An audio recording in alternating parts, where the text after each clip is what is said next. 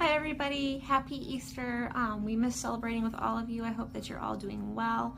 I wanted to share another storybook with you to watch with your kids as you celebrate the resurrection of Jesus and just worship and thank Him for dying on the cross and making a way back to the Father. I'm going to read for you today a book called The Garden, the Curtain, and the Cross. It's by Carl Laferton and illustrated by Catalina Echeverri, and this is published by the Good Book Company. They've given me permission to do story times with their books as long as I just include some information about the company and where you can get some of their books. So this book is part of their Tales That Tell the Truth series, and it's a great series. We have several of those books and we've just enjoyed all of them. This one is about the death and resurrection of Jesus, and I don't know if you can see how tattered our copy is. We love this book. We read it over and over again, and my kids just love the details. The book is beautiful, and it's really worth having a copy if you can get a copy. They are having a sale right now during the coronavirus pandemic on their website. So this book is on sale, and there's also an activity and coloring book that goes along with it that is also on sale. So check them out if you can, if you're looking for resources for you and your kids to have that are God-centered and just something new to enjoy while you're all stuck at home and looking for ways to celebrate Jesus and Easter and just the goodness of God. But this is The Garden, the Curtain, and the Cross, the true story of why Jesus died and rose again. It's written by Carl Laferton and illustrated by Catalina Echeverri. It's just beautiful. We have read this multiple times this week as we have led up to Easter, so I hope that it blesses you and your family today and just provokes you into more worship and Easter celebration. The Garden, the Curtain, and the Cross, the true story of why Jesus died and rose again. Written by Carl Laferton and illustrated by Catalina Echeverri. A very long time ago, right here in this world, there was a garden. In the garden, everything was wonderful. The world was full of laughing and playing and smiling and fun. There was nothing bad ever. There was no one sad ever. And best of all, God was there. Hello, Adam. Hello, Eve. He had made it all. He was in charge of it all. He loved it all. People could see God and speak to God and just enjoy being with God. Eve, God's here. He wants to walk with us again. How cool is that? Yay! I bet it's going to be even more amazing than yesterday. It was wonderful to live with God, but then, one day, the people did a terrible thing. They decided they didn't want to do what God said. They decided they wanted a world without God in charge. God calls this sin. Sin spoils things.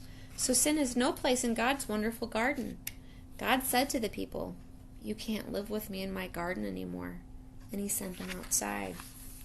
To show the people they had to stay outside, God put some warrior angels in front of the garden. The angels were like a big keep out sign. Now, things were sometimes bad, and people were sometimes sad. But people still kept sinning because they didn't want God to be in charge. So no one could come into God's wonderful place. God said, because of your sin, you can't come in. God wanted people to remember, it is wonderful to live with Him, but because of your sin, you can't come in. So He told the people to build a special building called His temple, where He would live. In the middle of the temple was the most wonderful place in the world, the place where God was, with nothing bad and nothing sad. It was very exciting. But then God told people to put a big curtain around this wonderful place. The curtain had pictures of warrior angels on it. It was a big keep out sign. For hundreds of years, the temple curtain reminded people that God said, it is wonderful to live with Him, but because of your sin, you can't come in. Babies became grown-ups and had babies. And those babies became grown-ups and had babies. And those babies became grown-ups and had babies. Hundreds of summers and winters passed by, and the keep-out curtain stayed in the temple. Then, one day, God's Son came to live in this world as a person. He was called Jesus. Jesus always did what God said. Jesus never sinned. And Jesus visited the temple where the keep-out curtain hung. Jesus knew that things were sometimes bad and sometimes sad. Jesus said that God had sent him to open the way back to God's wonderful place, where there would be nothing bad and no one sad. But people still didn't want to let God be in charge, so they decided to put Jesus on a cross to die. It was the most bad thing that had ever happened. It was the most sad day of all time. But Jesus had a plan. He had always planned to die on the cross. What a strange plan! Why would God's Son plan to die? On the cross, Jesus took our sin, all the bad things we do and all the sad things they cause. Jesus took them all from us. And when he did, something amazing, astonishing, astounding happened. The curtain tore. God had ripped up the keep out sign. God's wonderful place is open again. Because Jesus died, we can go in.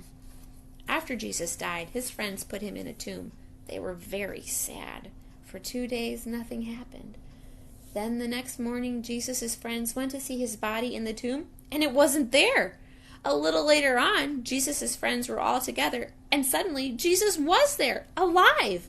Suddenly his friends weren't sad. Now they were so happy. God had brought Jesus back to life so that he could live in God's wonderful place forever.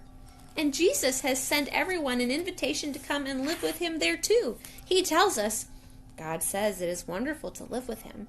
Because of your sin, you can't come in. But I died on the cross to take your sin, so all my friends can now come in. We can live with God forever. There will be nothing bad and no one sad. Come on in, friends. We will see God and speak to God and just enjoy being with God, just as he planned. It will be wonderful to live with him, and it's all because of Jesus. We will say every day, thank you, Jesus. You're amazing.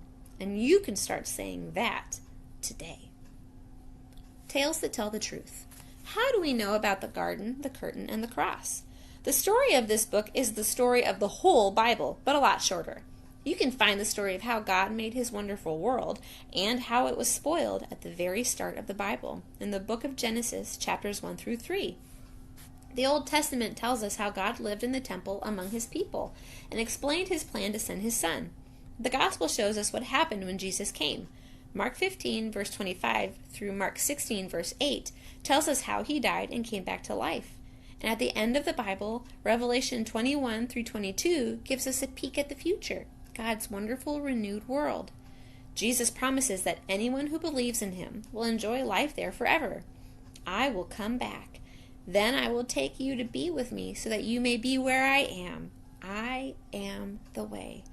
John 14, verses 3 and 6. The end. So again, that was The Garden, the Curtain, and the Cross by Carl Laferton and Catalina Echeverry, and it is published by The Good Book Company. You can find this and other books at thegoodbook.com and also on Amazon. I'm going to post links below. They've asked us to do that as a part of the permission we get for doing these Storytime videos, is to post the links where you can find their materials. So go check them out, see what they have, and happy Easter. Bye.